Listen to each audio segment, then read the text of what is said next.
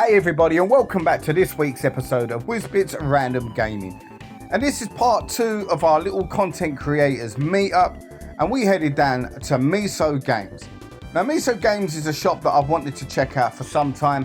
It's not too far away from where I live, it's just a little bit awkward, and our little meetup that we had recently gave me an opportunity to meet up with some great guys and also get down to check out Miso Games.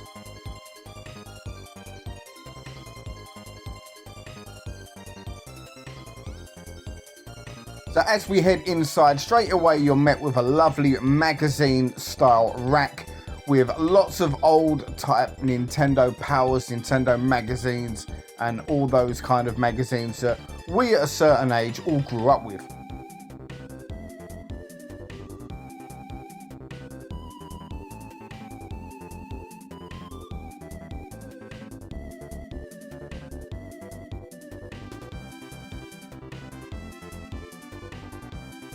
Some really great artwork here and a real great time capsule back to the Nintendo days of the Wii and the Wii U, the 3DS and the DS. Wii U, the final verdict. Yeah, I'll still be collecting for it in 2025. Admittedly though, I only started in 2024, so that's not too bad. I absolutely love the variety of handhelds that we've got on display here at Miso Games. The Blue Mario, definitely one that hits that nostalgia point for me. As I've said many times, it's one that a relative of mine brought over from America for me as a gift. Now that original copy is long gone, and yeah, I'm on the hunt for it at a decent price. I did pass up on a great opportunity at a recent London gaming market, and I'll have to live with that decision for quite some time because the price, I don't think it's going to be beaten. Now when you head into Miso Games, what you'll see is really clean in there. The stock is well labelled, it's set out in a way that everything is really easy so you can see it.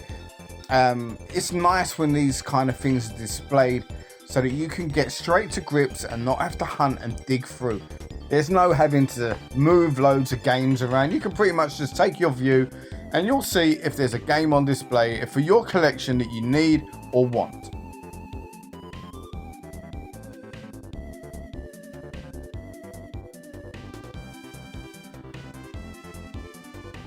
Pretty small selection of Wii U stuff here today, although there's a couple that I do need, so I'm going to think about that.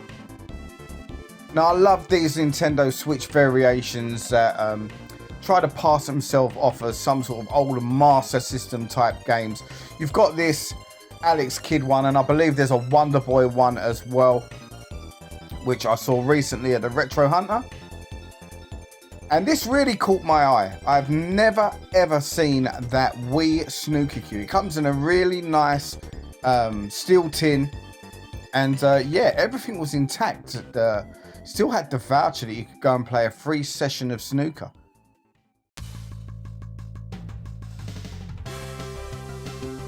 Not something I'm a massive fan of, the N64, however a very good selection of stuff here, and a lone 64 just sitting there as well.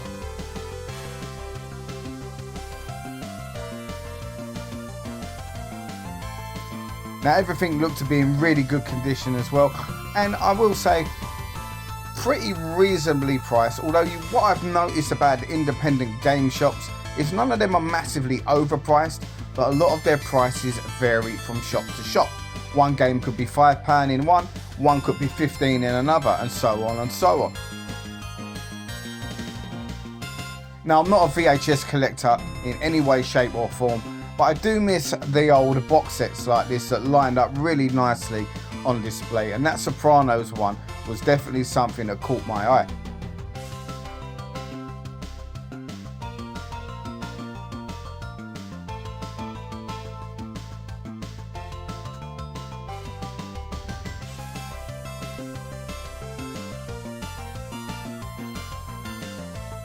There's a lot of accessories in here as well that I've never seen before.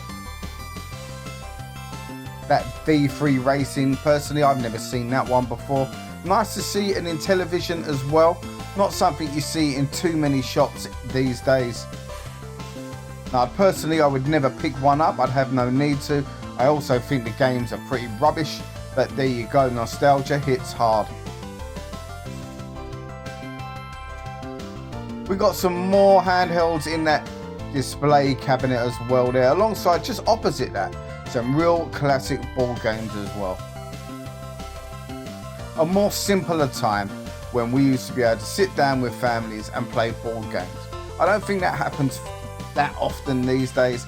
I've made various attempts with my own children, and it doesn't last very long unless you're playing a game like Hungry Hippo. The absolute damage can be done.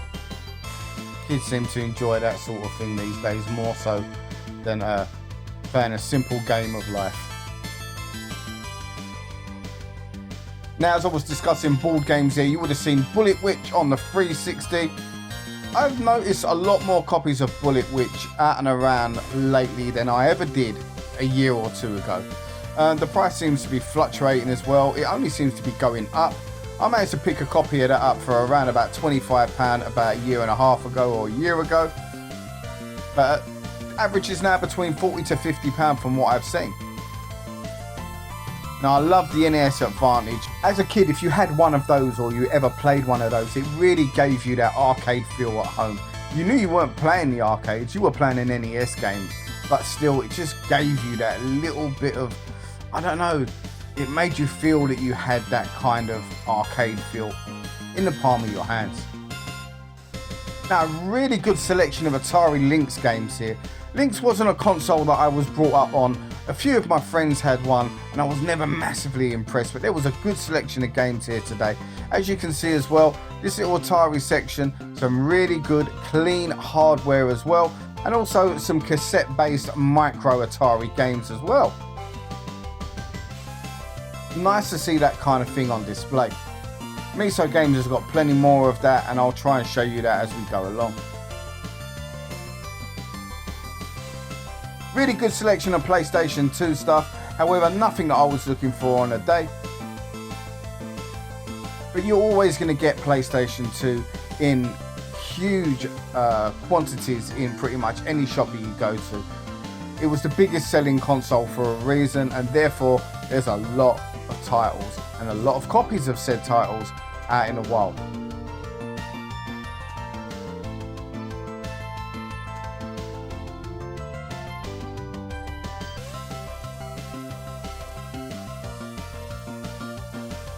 So we moved on and we found some Dreamcast stuff, and we also found some Sega Saturn stuff. Now, considering that you've only got to pick up most Dreamcast games and they break, they was in great condition. Lovely boxed 3D glasses for the Master System there, and those are the Japanese version as well. Clint over at Retro Rewind, he pointed that out to me.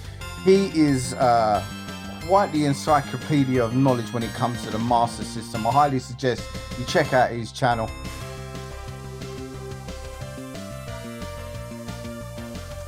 Now, whilst I have a love for the Master System, Clint definitely has got probably a stronger love of the Master System than myself. If you look at his games room, it's absolutely fantastic, and if you have any nostalgia for that system, you'll definitely get a huge fuzzy feeling of nostalgia if you happen to watch his videos. Now, looking at this section here, these were all Spectrum based games, and if I was ever going to buy any of these type games, it would be Amstrad for display. But there were some great titles on here, brought back a lot of memories of my real childhood when I was around about 10 or 11 years old, sitting down and waiting for these games to load. Now, the budget range there, look, Rastan, R-Type on the Hit Squad. Some of those games have got some huge price increases on them over the last few years. Some people are trying to actively collect that Hit Squad budget range, and in order to do so, once you get to the harder to find titles, you're definitely going to be looking to spend quite a pretty penny.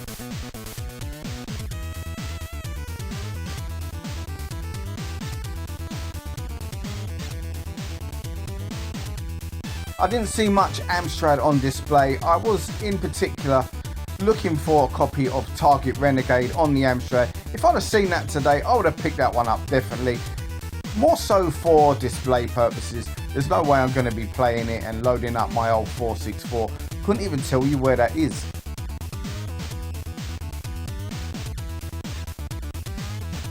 Now, great reminder back there, you can see the old joysticks, the Quickshot 2 era as I would call it, where joysticks lasted no longer than 5 months.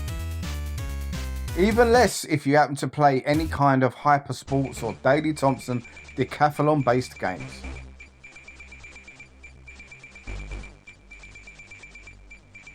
Really good selection of Master System games here. I was tempted to pick up the Cyber Shinobi, and that was purely based on the fact that the game is terrible. Every now and again I do like to pick up a stupid nostalgic game that I know is terrible but brings back great memories for myself. That one definitely fit the criteria.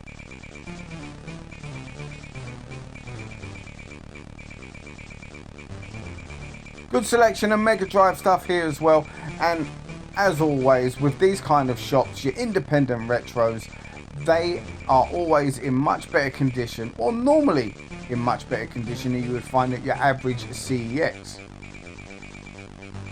Now, I would imagine I've never actually spoken to any of the shop owners and asked them this question, but it's something I think I might do going forward. I think that they take the time to clean up the games that they bring in, and that's a good thing. I don't think it would take that long, but that's something your average CEX doesn't really do. I think we've all seen in CEX where you see games with untold crust upon them. You could be taking home someone's lunch from 1997 on the inlay of your game if you buy at CEX. That's the risk.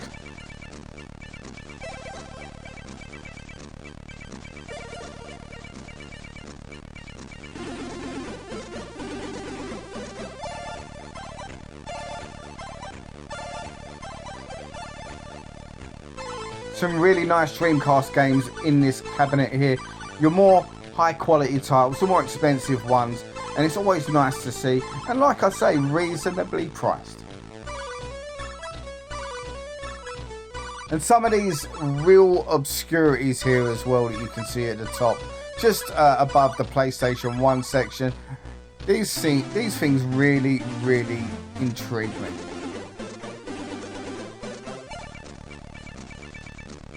They intrigue me so much to the point that I occasionally do buy these kind of things. I do question my sanity on the way home on many occasions when I've bought this kind of stuff, but it's very much an in-the-moment purchase. And let's be honest, that's a big part of what game hunting is all about. Now, I think I've found the solution I need for my PlayStation 2, the Game Station 2. I think picking that one up would be just adding to further grounds for a divorce if I was to walk indoors with that. Believe me, today I'm already taking home a questionable purchase that I'm probably going to get mocked for once I walk through the family doors. Not sure I could suffer or sustain another one. Not today anyway.